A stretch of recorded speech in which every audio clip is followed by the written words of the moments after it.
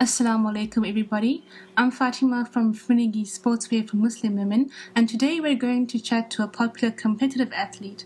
Recently, she's made world headlines when she successfully changed the IWF dress regulations to allow her to compete in more modest attire. And next month, she'll be competing for Pakistan in the World Championships. Speaking from Atlanta, Georgia, all the way in America, Assalamu alaikum, Kulsoom. How are you doing today? Walaikum assalam. Good. Thanks for having me. Let's start with the biggest thing right now, which is the weightlifting World Championships beginning November 5, 2011 in Paris, which I understand is also a qualifier for next year's Olympics. It's basically the last international major competition before the Olympics, because the next World Weightlifting won't be happening until after next year's Olympics. Okay. Do you hope to qualify for the Olympics or not? Yeah. If I do go, it wouldn't be because I have a qualifying total, but because they would invite me as a wild card total, which just means that they would be doing it because there is no other woman that has lifted for Pakistan, and just for getting more involvement of other countries into the sport in the Olympics. Yeah, you mentioned you're competing for Pakistan. You are a Pakistani American. How did you manage to get registered to compete for Pakistan? Well, some of it had to do with the media, and then a friend of mine who lives in Pakistan had talked to them, and I told them that I was born in America, I wasn't born in Pakistan, but if they're interested in, they don't have a women's team, I could compete. So then they said, sure, we don't have a women's team, and so then they went ahead and registered me for the World Championship. So I think that they're on board, and they think it would be good to, for encouragement of more women into the sport. Okay, so you're the only woman competing for Pakistan right now. The rest are all men. Yes. Okay, explain to us a little bit more about weightlifting. I've seen your videos of the nationals and read articles on your results, and words like snatch and lift and deadlift come up repeatedly. What do these words mean? Well, the deadlift is a power lift. It's a training one. It's not for competition. Okay. That's where you pick up the bar from the floor and you stand up with it.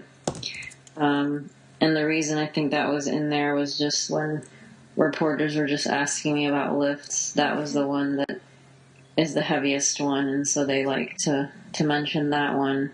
But as far as for competition, you just have two lifts. So the first one is the snatch, and the second one is the clean and jerk, and you get 3 chances for each. The snatch is where you take the weight from the floor and you have to bring it over your head in one movement. And then the clean and jerk is where you bring the bar over your head in 2 separate movements. Okay. You're quite petite, not really muscular, and I think that's what surprises a lot of people when they see your photos. I mean, I know when I talk to people about Kulsoom the weightlifter, they all assume that you're very muscular, and then I say no, she's quite petite.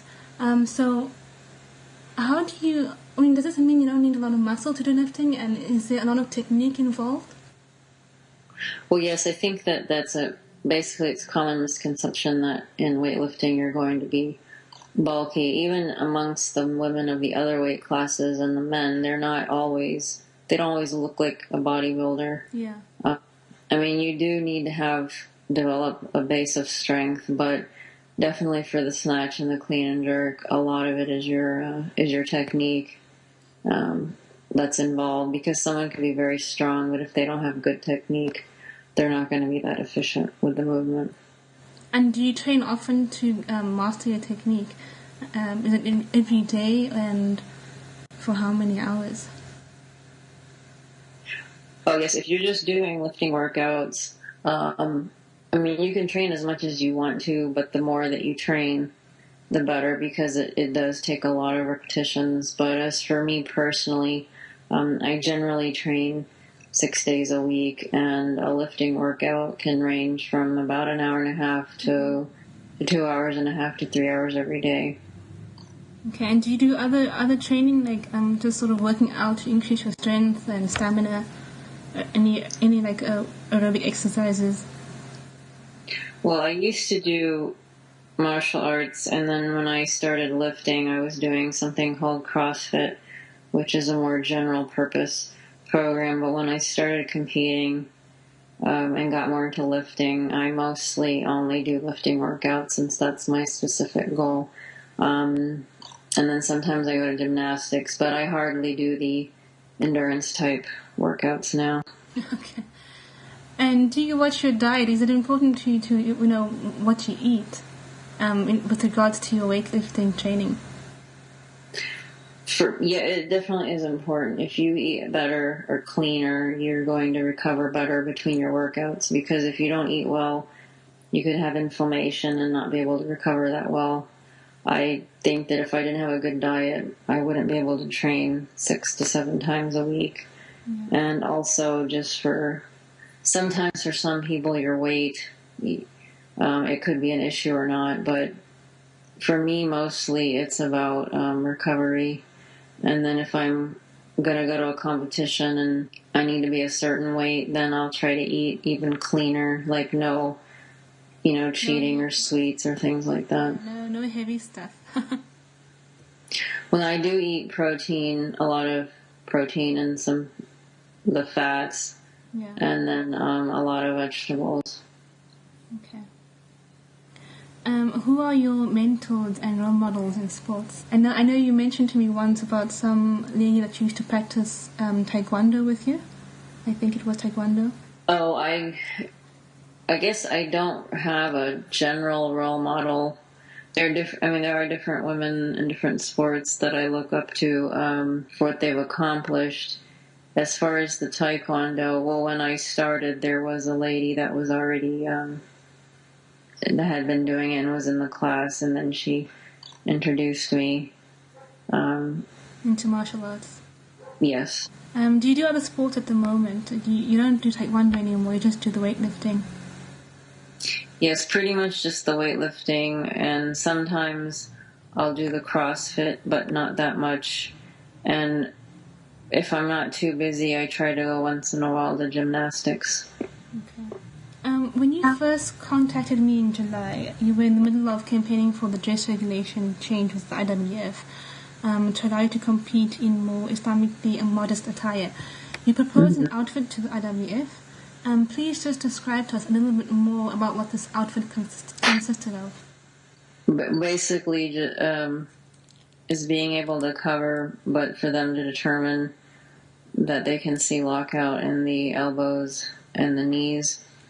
So I had suggested to them the separate Under Armour type shirt and pants, which can be Under Armour, Skins, or these other companies that make slightly compressed type pants, and so then to tights, right?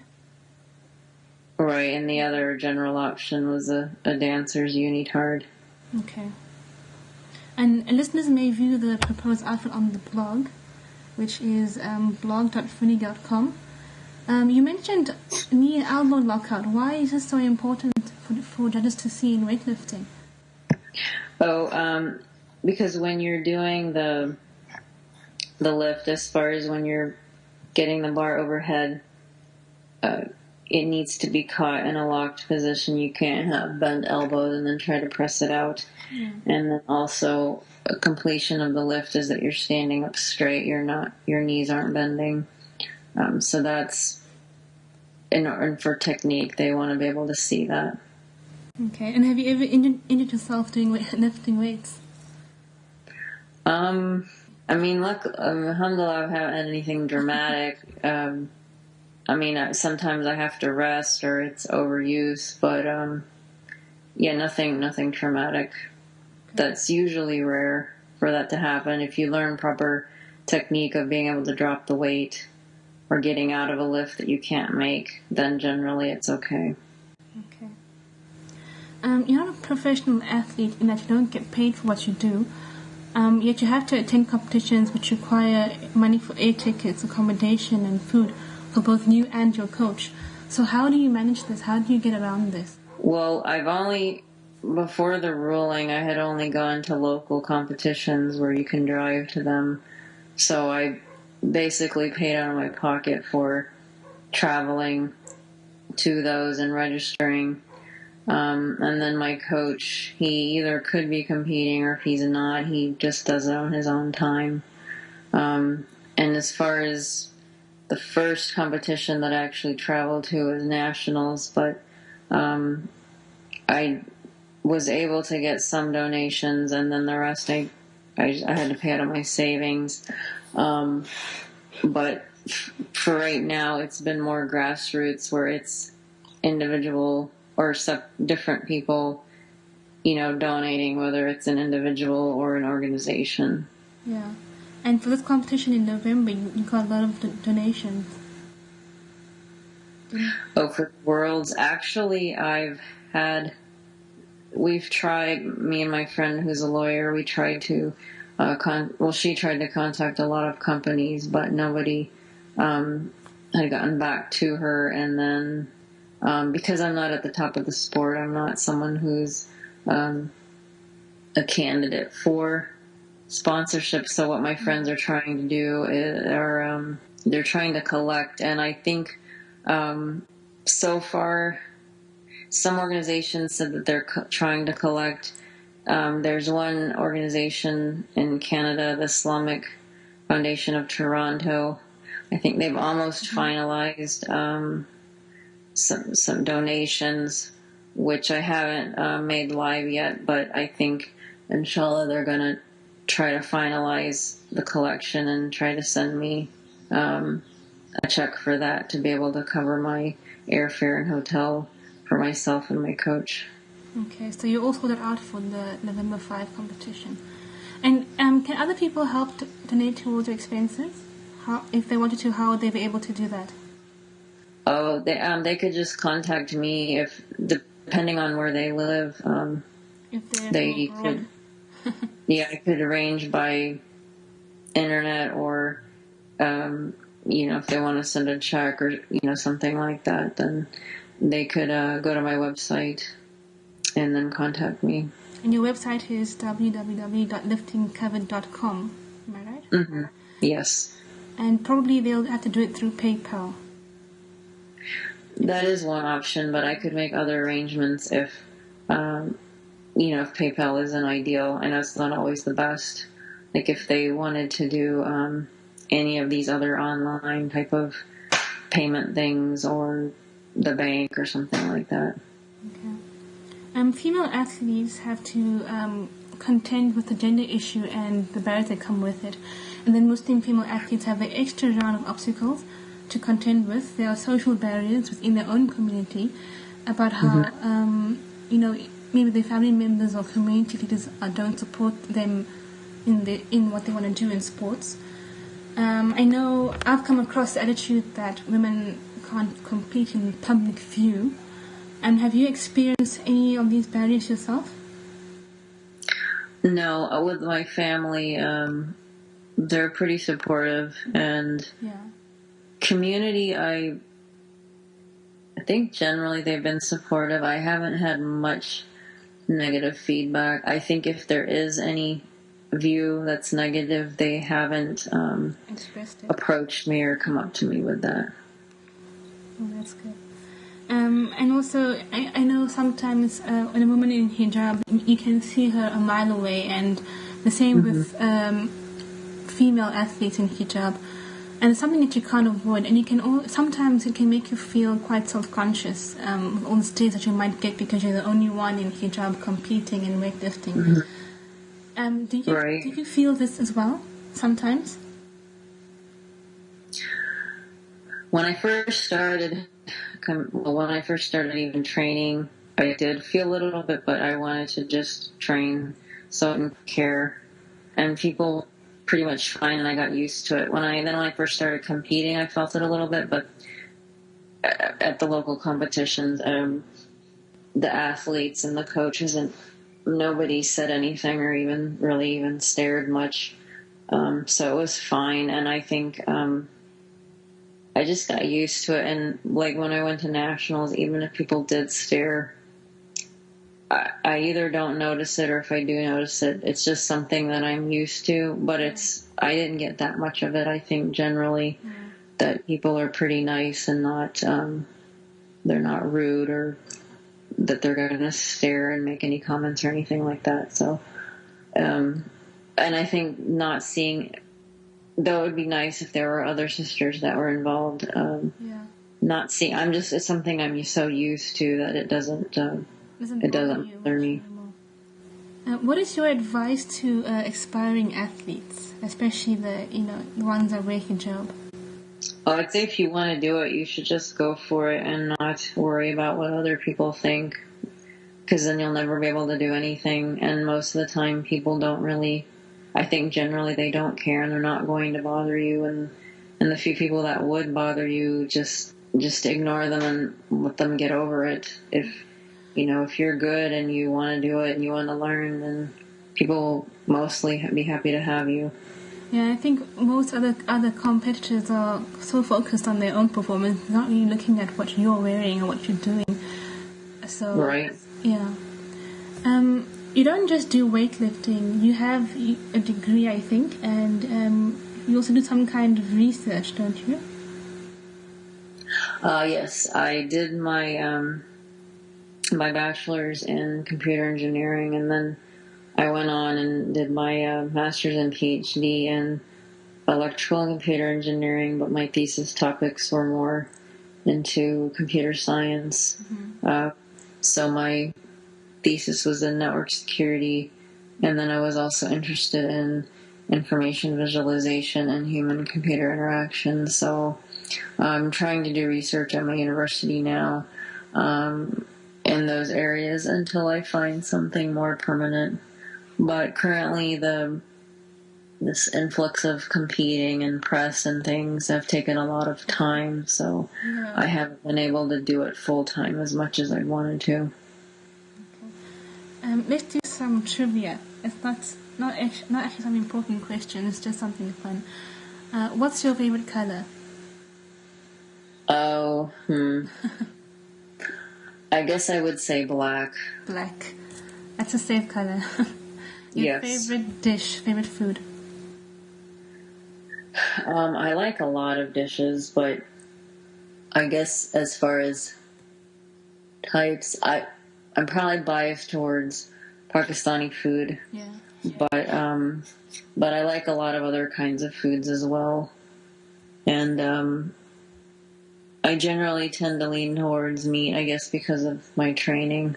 Yeah, but I like vegetables and fruits and things like that, and chocolate. Would you rather be rich or healthy? Healthy. Good looking or rich? Difficult one. I don't know. I guess rich. If I had to choose. Super strength or super intelligence? Which one would you rather have? Oh, well, it would. So if I was super strong, I'd be incredibly stupid. Well, maybe intelligence, but the thing is, also I don't want to be intelligent, but then unhealthy. Yeah, it's got to get a balance between the two. Right. Would you rather have the power to be invisible or the power to read minds? I'd want to read minds, I think. Yeah, that one's a tough one, I guess, because my personality is kind of behind the scenes, so I'd lean towards invisible, but I suppose to function in life, I'd have to be visible, so yeah, I'd say read minds too. You're very practical. Yeah, I guess that's from the engineering. Yeah. If today was your last day, how would you spend it and why?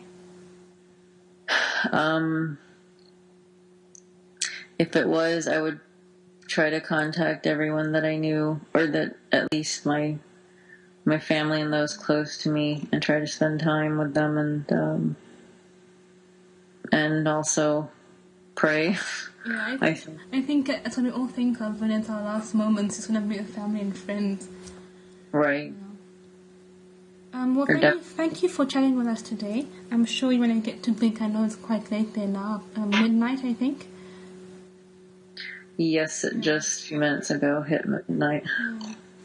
And as listeners may know, Kulsoom and her coach are wearing friniggi tracksuits, and I don't know if you're wearing sports hijab as well for the championships, Kulsoom. Oh, I haven't been able to try it in training yet. I'm gonna try it in the gym and see, like if it's as far as feeling and getting used to it and stuff. But the only reason I wouldn't is just because of the time, because we're leaving next week, and I haven't had a chance yet to wear it in training. Okay. Well, I'm looking forward to seeing pictures of you competing in November. Good luck, and I wish you all the best for the championships. Thank you very much. Okay. I think there's a good reason why we always appear different than everyone, and I think Muslim athletes should embrace this and focus less on fitting in. Of course, it's not always easy, especially right now where there are many Muslim athletes but so few in hijab. So for the athletes, it's hard always being different. But today there are pioneers like Kulsoom and who are paving the way for the future generations to follow. And my guess is that 20 years from now, the world will be very different than today. Thank you very much for listening. Yes, Kulsoom, what were you going to say? Oh, sorry about that. I was just thinking about, not that this is the same case, but when you mentioned 20 years, I was thinking about Title IX in the United States, how that affected women in sports. What's that about, Title IX? It was about getting more equality in sports for women, and there were some other issues involved with it, but people have talked about how that it made some changes, but that in the time today, things are a lot different than they were back then. Women hardly did any sports or got equal pay for it. And now it's going to change, I think, for Muslim women in sports and I think in any other sphere of life in general. I hope so, inshallah. That will be good. Well, thank you for talking to us, and thank you for listening to us, listeners. And until next time, Assalamu alaikum, everybody. Assalamu alaikum. This has been a recorded audio interview, property of Friniggi Sportswear. For more information on our guest Kulsoom Abdullah, visit her website at liftingcovered.com. That's www.liftingcovered.com. For more information on our other Friniggi Sportswear guests or our products, visit our website at www.friniggi.com. That's FRINIGGI.com, or contact us at info@friniggi.com.